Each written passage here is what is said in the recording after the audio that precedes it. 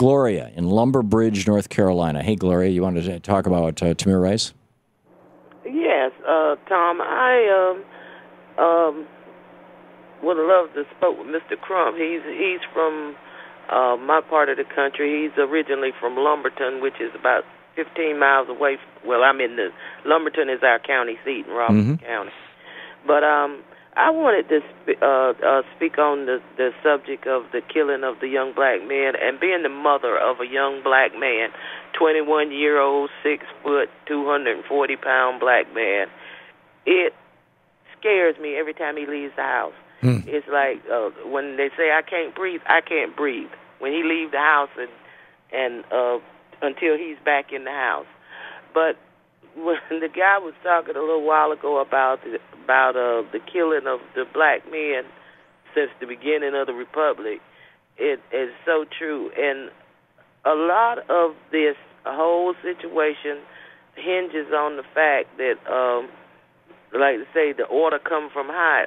Is, if you know, most of these young men are killed before childbearing age, and this is a way to, I would say, this is my opinion, would say that you could keep the herd kind of thinned out.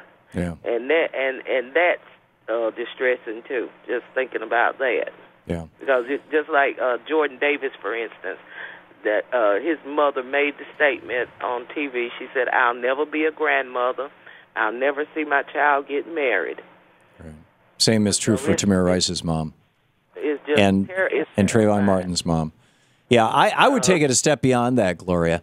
The way that white people in this country for 400+ years have accumulated wealth, cultural wealth and physical wealth. The average white family in America has a net worth of around $85,000. The total average wealth of a black family in the United States is around $5,000. The way that white people have accumulated and maintained wealth for 400 years is by keeping black people down, number one, and having black people do the work, number two. This country was built on slavery. I live here in Washington, D.C. I walk around, I look at these buildings. They were all built by slaves.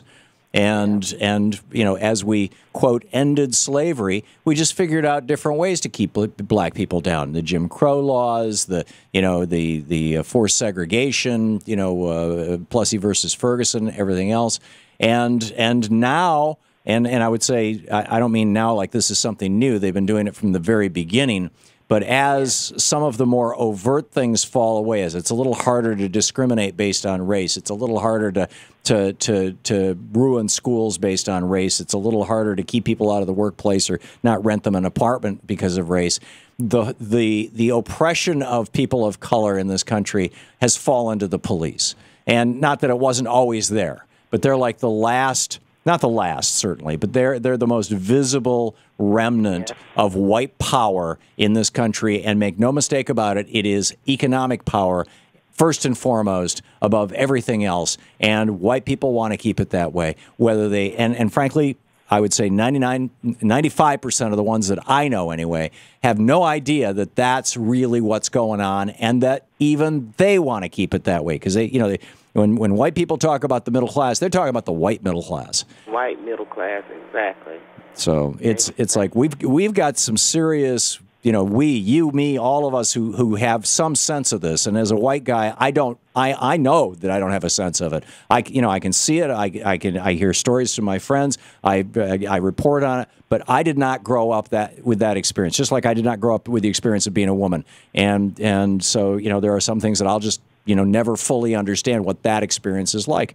But we have to be waking people up, just like women are now starting to speak out loudly about rape and date rape and all these kind of things.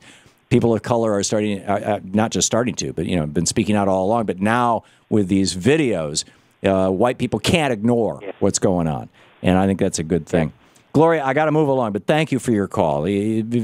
Spot on. Thank you so much.